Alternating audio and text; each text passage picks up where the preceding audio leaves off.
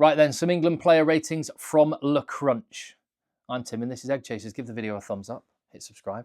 Most importantly, leave your comment down below. What do you make of it in the cold light of day? I promise you, I'm not going to be all partisan and what's the phrase people use? Glazing England, because you know I enjoyed last night. As you would imagine, last night was a late one, and I enjoyed it. But back to reality now. Time to dissect the game in the cold light of day. And by the way, in terms of dissecting games, I will be dissecting Italy v Wales, Stormers v Bulls as well. 2 games I've got recorded. That's the one thing about going to watch a game in person, is you can't properly take in the other games that are going on in the day. So I want to be fair to those teams, and I'm looking forward to doing that. So yeah, that's my day today. Just watching more rugby again. I love it. Right, England. I thought this was Steve Borthwick's one of his best efforts, maybe his best ever performance as head coach on a match day, I mean. Because he seems to have taken some of the errors that he's made in the past, things like his prescriptive, seemingly pre-planned replacement changes, and he seemed to be a little bit more, I don't know, what would Johnny Wilkinson would say, Steve Borthwick was at one with the match. He was in the moment, but kind of that sort of thing, yeah. He didn't use Chandler Cunningham South or Harry Randall. And when he did make his changes, they seemed to be at the right moments, and they didn't all come on together. They came on, I don't know, it felt like he was, and again, maybe this is just the fact he's a relatively inexperienced head coach at international level, and he's learning, just as the team is learning and getting better. So you just got to say fair play to Steve Borthwick. France weren't at their best. England had an opportunity, and I think Steve Borthwick played his part in England winning, and you have to give him credit for that. For one thing, his selections, a lot of them, there is vindication. And with that, let me go through the team. Excuse me. Ellis Genge gave him a 6. So basically like a solid score. So 10 would be, I've never given a 10. So 10 would be like a performance you're going to talk about in 10 years' time. 9 would be man of the match, amazing, world-class effort. 8 would be very, very good. 7, very good. 6, solid, decent, what you'd expect. And then it goes from there. And I think Ellis Genge did his job for 50 minutes. He gave away that penalty for offside early on, which gave France the ascendancy early, but he carried. The scrum was decent for England, so yeah, solid 6. I give Luke Cowan-Dickie a 5. Again, really a lot of work rate around the park. England's line out, not good enough. He got 3 out of 6. The hooker always gets blamed for that. There's quite often other points of failure, but yeah, it does look to be an issue. Will Stewart getting better and better and more dependable. And England's scrum doesn't seem like the same weakness that it has been in the past, and fair play to Will Stewart for that. He was at fault for France's first try, though. A loose pass, which was gathered up and they scored. Maro Itoje gave him a 6 as well. Huge credit for dragging his team across the line. I didn't notice him as much as you do in other games, but I think he was doing a lot of unseen work. So a 6, solid 6. And George Martin, I also gave a 6. Lots of tackles, lots of rucks hit. Without a back row jumper without a back row line out jumper, George Martin is a little bit exposed for his line out work. That's not why he's in the England team. But yeah, England were under pressure at the line out, and I think George Martin has to take his share of responsibility for that. Yeah, he got cleaned out a bit by France, and maybe not as impactfully as he has been in the past, but still decent. And so there you go. England have beaten France, and their front 5, I haven't given anyone a score above a 6. So England have got room to improve, and they will. Into the back row, where it's a very different story. This is one of the areas where England won the match. The defensive effort of the English back row, monumental. And England lose this game if it wasn't for performances like Tom Curry's. My man of the match. Finn Smith was great. I'll come to him. But I thought Tom Curry was the best player on the pitch. Again, I thought he was the best player on the pitch against Ireland of either team. And I thought he was the man of the match last week. Magnificent. And bearing in mind, he's basically got a new hip. Just remarkable. And so there's a lot of redemption in this England team. There's a lot of guys that have been around for a few years that a lot of England fans probably going very quiet now, or pretending they never said it in the first place. A lot of England fans were saying this guy shouldn't be around. A lot of England fans saying that Henry Slade shouldn't be around. A lot of England fans saying Elliot Daly shouldn't be around. And Jamie George, another one a little bit as well, to a lesser extent. So I think there's a bit of redemption going on at the minute, and maybe some respect for players which have been incredible servants to England and have still got it. And Tom Curry definitely still got it. Ben Earl came under some criticism legitimately against Ireland last week, went off after 50 minutes. He played a full 80 this time and was brilliant. What a machine. Menace at the breakdown, carries hard, huge defensive shift, and drop. I mentioned it on the videos yesterday. just when he was there in the stadium and you watch the amount of ground he covers, if you put a GPS tracker in him, he must have done miles yesterday, just running back to be there with Marcus Smith, and then getting back up into the defensive line to just go and whack someone. He's just I think I've used the word already, machine. And Tom Willis, I really enjoyed him and his performance. He looked solid. He smashed everything. When he went off after 50 minutes, he was England's top tackler at the time. And he absolutely did his job. Robust, solid, matched the physical confrontation of France. Went toe-to-toe with Gregory Aldrit, which is about the highest compliment you can pay any number 8. And yeah, I thought he was really good. So giving him a 7. Alex Mitchell into the back line then. He played 80 minutes and he gave England tempo. He put in like a dogged defensive shift as well. I think he'll have taken that being shrugged off by James Lowe last week to heart. And he came out with intent, linked up with Finn Smith really nicely, those club colleagues. And he was instrumental to England getting the win. Really good. Just the calmness at the back of that maul with which he then, with I think Jegu was at the back and there was a couple of Frenchmen, Le Garrec was just sneaking around the side ready to grab him, and the calmness. I know it's a simple thing, just taking the ball out of a maul and passing it, but just the calmness he did it when it could have gone wrong. And just a good call, Steve Borthwick, keeping him on for the full 80. Finn Smith, what can you say?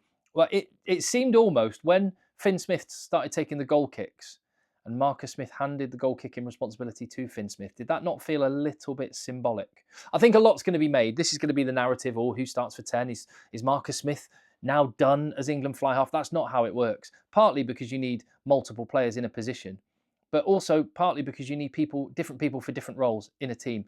And also, rugby is a 23-man game.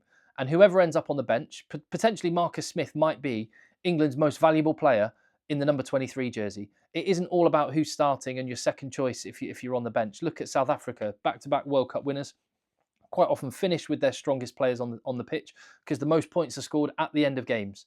So Marcus Smith might have an amazing role to play. I think he still very much could be the man England build their team around with him in the 10 jersey. I don't think the 15 experiment is done. I think potentially Marcus Smith might be a world-class player to have in the number 23 jersey. And this could be a moment we look back at as a moment when kind of things turn for England. But maybe that's the over-egging the pudding a little bit. All I say is Finn Smith, shaky start, first start in international rugby. He gets his kick was a poor one, his first one, and you're thinking, oh, nerves. The way he owned those last 20 minutes, outstanding. The precision of the kick for Tommy Freeman, the calmness of the lift, leaving it late and taking it right to the line to put Elliot Daly in for the winning try. The goal kicking as well. He owned it in those last 20 minutes. The last 20 minutes where England have sort of gone to pot a little bit, and Finn Smith was the guy that gave England shape. And he just felt ice cold and really promising. Ollie Slightholme, his England colleague, lively off his wing. Real elite speed, which he needed a couple of times to cover defensively. England did get exposed out wide. I'm not putting that on Ollie Slightholme. That's more a team thing. And also the fact that France have got some amazing players. Louis Bielbiere was coming off his wing to double up with Penaud on Slightholme. They were trying to double up on him and a lot of the time got some joy there. So fair play Ollie Slightholme just for getting through the game. And he did some good things. Ollie Lawrence, lovely handoff for his try. You could make a meme out of that handoff for Thomas Ramos. It was really cool. I mean, had England not won the game, I think he would have got so much stick for him kicking away possession in France's 22 with time running out. Poor call, but there was lots of good things for Ollie Lawrence, and the physicality that he brings in midfield, really good. And I thought Henry Slade was good as well. Poor missed kick to touch in the first minute. Things didn't go right for England at the start, but it grew into the game. And England have got work to do defensively. That France were getting to the edges and getting yards. Ireland did the same last week. France did it yesterday. So that's something that teams are going to focus on. But no one got through the middle of England. And I think Henry Slade's doing a really good job kind of as a sort of defensive leader for England. So room to improve, but solid. Tommy Freeman, really good. Really busy in attack. Fantastic finish for his try. And yeah, just come in looking for work. I thought he was England's best attacker in their backline. So I'll give him an 8. And Marcus Smith, a 5. Ambition running the ball back. He got ripped by Louis Bielbiere, and that should have been a France try. Bad error. And I think that's just because I don't blame Marcus Smith for that. He's not experienced in the 15 jersey. He's incredibly talented. Quite often as fly half, he sits in the backfield anyway. But I think there was and I think it was England's intent. He was running the ball back a lot more, trying to create a little spark. And I think part of that is because he didn't want to get drawn into a kicking battle with Tomo Ramos, who's got a much longer kick than Marcus Smith. And that Marcus Smith's range of kicking, his choice of kicking is really good. Maybe the fact he lacks a bit of length on some of his kicks could be a bit of an issue. As a result, he was running the ball back, not always the most effectively, and goal kicking wasn't great either, but brilliant player and played his role. As for the bench, Jamie George, set piece, maul, just a calm head on the field. He took care of business, put through that little hole by Finn Smith, so had a break, and I just thought it was excellent.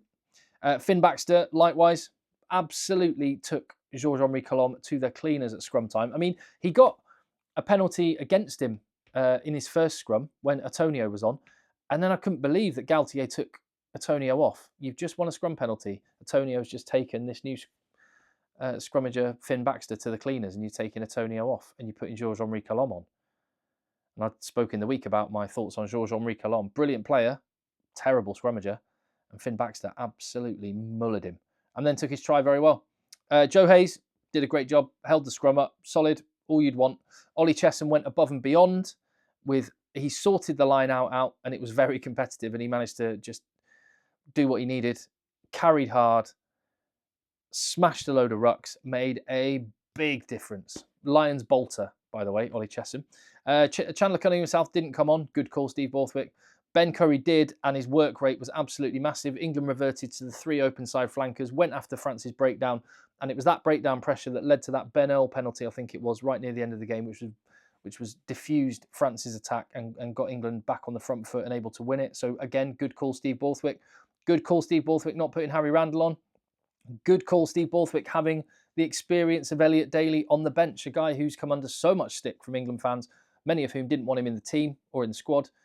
He's there, and he's really valuable. I mean, he's been in a World Cup, played in a World Cup final, played in a World Cup semi-final, and played very well in those. Certainly in 2023, played really well. And you just can't buy that experience. Look at the world champions and the amount of experience they put in their team. Look at Ireland, best team in the Northern Hemisphere, and the amount of experience they put on their bench in their team. I just think sometimes we have this completely warped view of players when they get around the age of 30. Right, we need to get the next kid in. Which, I don't know. When you get someone coming through that's young and talented, you imagine they're going to keep improving at a constant rate. So imagine how good they're going to be in a few years. It doesn't go like that. And the difference between the bench last week and the bench this week, when I looked at Ireland's bench last week and the impact they had with Conor Murray and Ian Henderson and Jack Conan and Dan Sheehan, Jack Crowley coming off the bench, I thought, and England had that. England with Jamie George and Elliot Daly, Ollie Chessum, they had it. They had people that have been around the block a few times, and he took his try fantastically well. Well done, Elliot Daly. And again, you have to say well done, Steve Borthwick. Look, England are going to have to improve. Their line-out needs to get better. The scrum needs to keep improving. They need to sort their defence out wide. Too many yards are being taken. But there's enough steps forward to feel fairly positive. So while I'm not getting carried away, as the scores out of 10 hopefully reflect, I think there's good things for England, but it's all about, do they back it up and beat Scotland? If they don't, it was for nothing. We'll see. Right, I'll give you my ratings for France, and more videos coming on the channel soon. I'll see you on the next one.